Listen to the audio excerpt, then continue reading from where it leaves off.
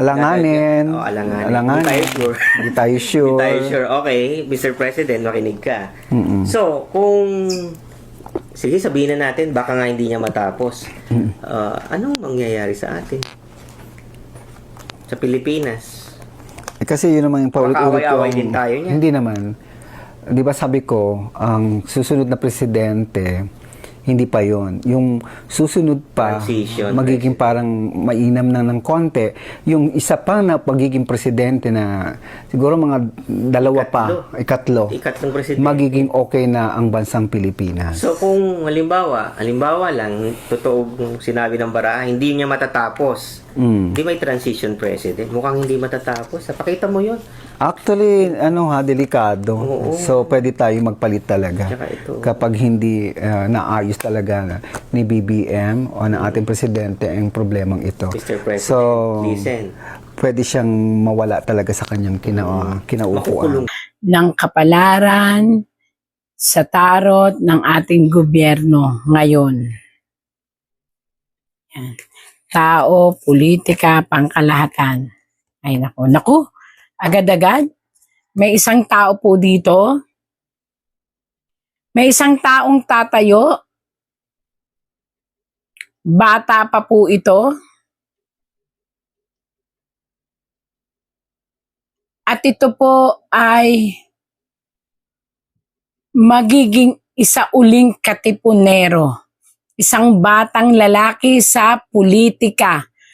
Bago ito, at ito ay bago pa lang na, kumbaga, namomotivate sa larangan ng politika, pero siya po ay maninindigan. Isang batang politiko. Inuulit ko, maninindigan po siya at lalaban po siya sa ating gobyerno. Hindi laban na sakitan, kundi laban na wag ihinto ang ipinaglalaban ng iba ring kabataan tungkol sa korupsyon.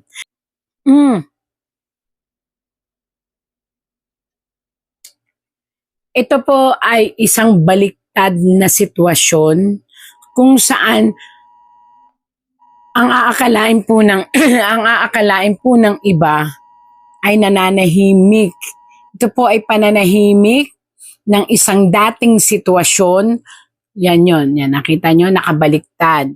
Kung saan ang akala ng ating pong gobyerno o ng mga taong nakaupo ay tahimik lang ang sitwasyon, pero hindi po. Ito po ay isang nakakawindang na revelasyon kung saan ang mga tao o politiko na dating umusig, lilinawin ko pa, ito ay isang sitwasyon ng isang politika o politiko. Tao at politika po ito, ha? Tao at sitwasyon ng politika. Kung saan ang akala nila ay nakukuha nila ang simpatya ng mamamayang Pilipino. Ito po ay mga nakaupo kung saan pinipilit nila na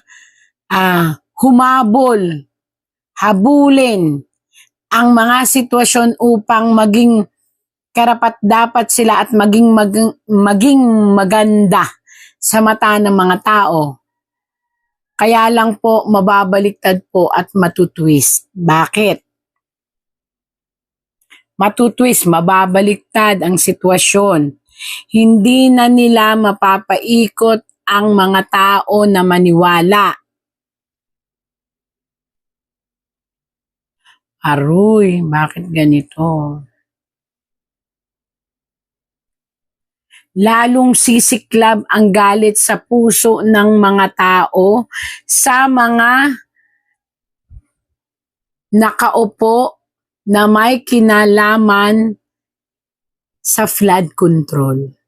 Ibig sabihin po, hindi mamamatay ang usapin ng flood control at ng korupsyon. Sa halip, ito ay bubuhay ng mga patay. Ano ho yung bubuhay ng mga patay? Ang ibig sabihin po dito, may mga maglulutangan o maglalabasan na mga tao. Ayan po yung mga tao na nawalan ng buhay. Ibig sabihin po, ang ating gobyerno ay malulugmok sa isang sitwasyon kung saan mabe-blame sa kanila ang lahat ng mga namatay na tao. At mula dito, mag-iisip na po ang sambayanang Pilipino upang lalong magkaroon ng malalim. Ito, kaya nga po sabi dito, malalim na pagdarasal na magbago ang ating gobyerno. Uulitin ko po ha, malinaw. Mga namatay na tao po ito. Maraming namatay na tao na muling mabubuhay. Ibig sabihin mabubuhay, hindi yung kanilang katawan, hindi yung kanilang kaisipan. Kung hindi mabubuhay ang mga kwento at mabubuhay ang mga taong lalaban para sa kanila upang mabigyan sila ng hustisya. At again and again po, kaya nga po nakalagay ito, ang mabe-blame po ay ang gobyerno natin. Ay. Isang sitwasyon kung saan makikialam ang isang demonyong kapangyarihan. Ayan po ha, papaliwanag ko sa inyo. Demonyong kapangyarihan. Bakit po demonyong kapangyarihan? Ibig sabihin po nito, ito ay isang kapangyarihan na malakas, sobrang lakas.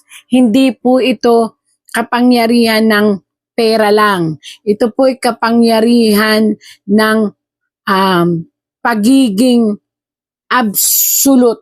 Malakas na kapangyarihan po ang parating na didisiplina sa babae at lalaki.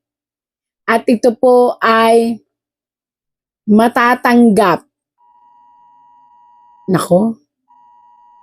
bago matapos ang terms ng babae at lalaki. Isang matinding hindi ko alam kung gulo po ito, as in parang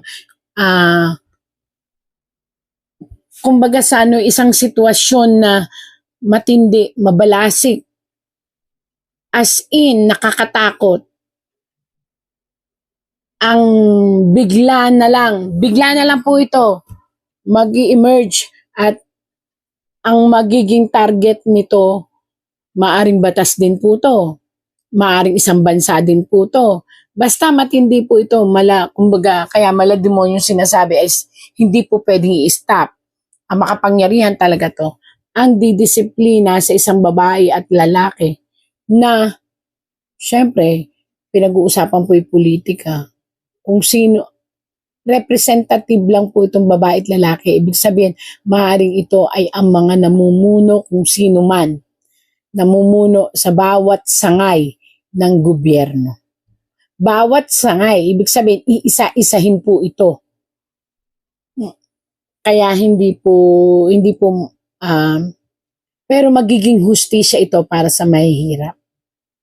Kaya yung pong mga nakaupo na sa tingin ninyo kayo'y corrupt, sa tingin ninyo kayo may nagawang hindi maganda, sa tingin ninyo po ay may natapakan tayo sa gobyerno. Mayroon pong parating na matinding disiplina na haharapin ng mga nagkasala. Ito po. Yun po ang nakita sa ating gobyerno ngayon. Ang tunay na problema ng Pilipinas ay hindi ang gera sa Middle East, kundi ang pagwawaldas ng buwis. Mahigit 300 billion pesos ang mawawala sa ating ekonomiya ngayong taon dahil sa pagtaas ng presyo ng langis. Pero dahil sa pagwaldas ng pera nung wala pang krisis, ang ating pambansang utang ay lalampas na sa 19 trillion pesos. Kaya ito ang ilan sa mga dapat gawin. Bawasan ang gastos at pigilan ang mga maanumalyang transaksyon ng gobyerno. Pababain ang VAT at palitan ito ng mga mas progresibong buwis. Tanggalin ang mga miyembro ng kabinete at kanilang mga kasamahan na nagpapahirap sa mga Pilipino. At huwag kalimutan ang flood control. Huwag pumayag na ilihis ang usapan dahil korupsyon ang ugat ng ating mga problema. Hindi man kontrolado ng gobyerno ang presyo ng langis, kontrolado ng gobyerno ang paggastos at buwis. Huwag nating hayaang lalong lumubog ang ating ekonomiya at huwag masundan pa ang oil crisis ng debt crisis. Itigil ang pagwawaldas ng pera ng bayan.